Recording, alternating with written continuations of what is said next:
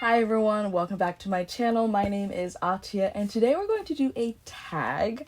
I was watching YouTube, of course, story of my life, and I saw that Maggie from, oh my goodness, something fell.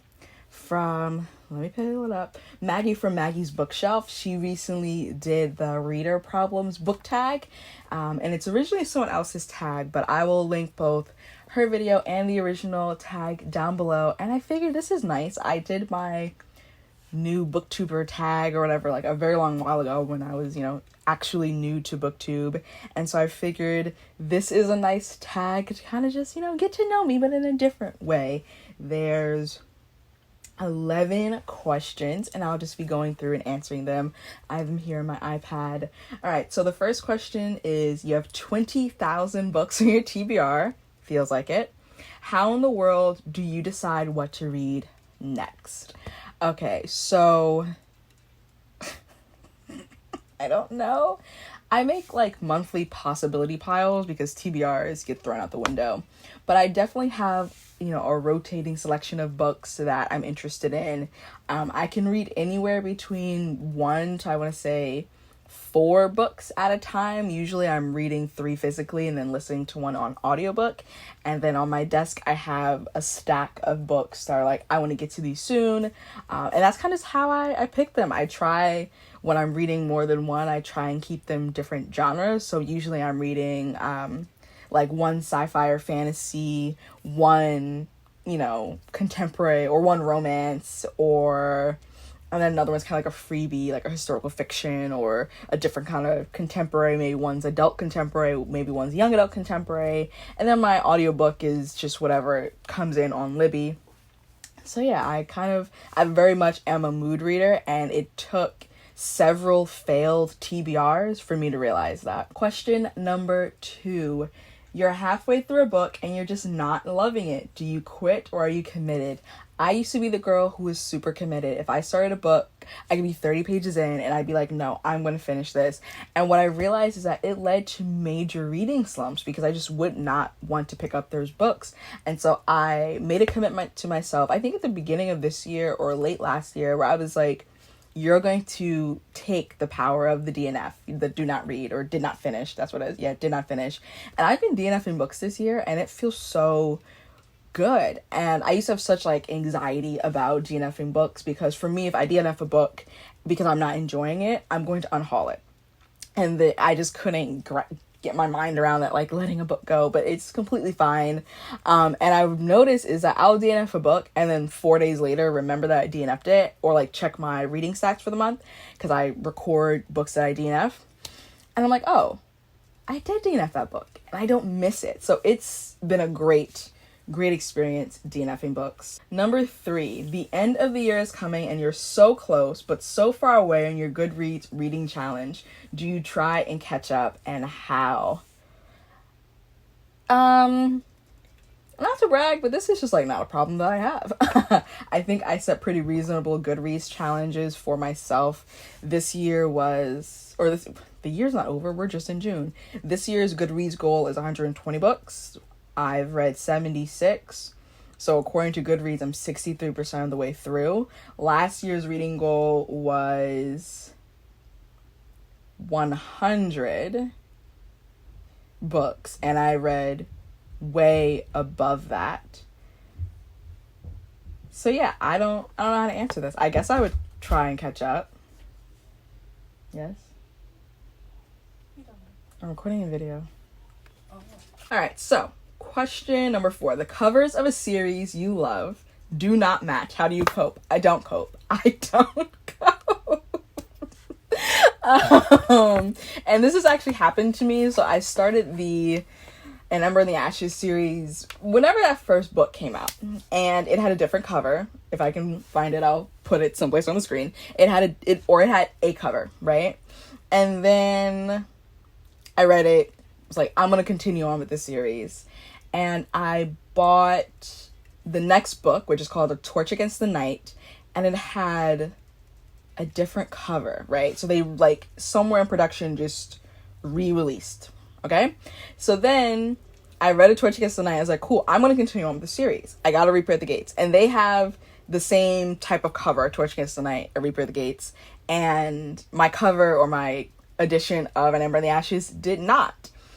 I recently bought the new or the updated paperback edition of An Ember in the Ashes so that when the fourth book finally comes out, I think later this year, I will have a set that matches.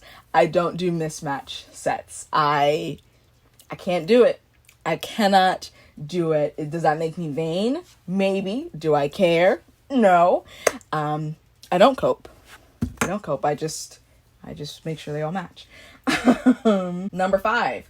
Everyone and their mother loves a book you really don't like. Who do you bond with over shared feelings? Over shared feelings? It's hard because, like, the people in my life who are readers, who read consistently, we don't usually read the same type of books. So I have a feeling that I'm thinking of 2 people in particular, that these 2 people wouldn't even have read this so-called book that everyone's raving about, that I also read but didn't like. So I don't know who I guess no one. I guess I'll just talk to myself. 6. You're reading a book and you're about to start crying in public. How do you deal? I stop reading the book. I stop reading. I don't like crying. That's one thing. I don't like crying in public. I would just stop reading the book. Question number 7. A sequel of a book you loved just came out, but you have forgotten a lot from the prior novel. Story of my life. Will you reread the book? Skip the sequel? Try to find a synopsis on Goodreads? Cry in frustration? This has happened to me with, I think it's, Children of Blood and Bone. The sequel came out and I knew for sure that I did not remember a lot from the first book. And so I reread it, which, it was whatever. I used to be not against rereading, but I was like, oh, there's so many different books I could be reading. I was like, just reread the book, Tia. Just reread the book. And I'm actually, I would reread the book, honestly. Because there's no point in me continuing on with the sequel, not knowing what the heck is going on. And I feel like in my confusion, that would be my own fault. It would take away from my enjoyment of that sequel. And I don't think that would be fair. There's actually quite a few series, specifically at Ember in the Ashes, actually. There's quite a few series where, they have another book coming out, or I need to read the 3rd book in that series in particular, and I fully intend on rereading the first 2 books because it's just been a while and I don't really remember a lot. Question number 8. You do not want anyone borrowing your books. How do you politely tell people nope when they ask? I'm just like, oh yeah.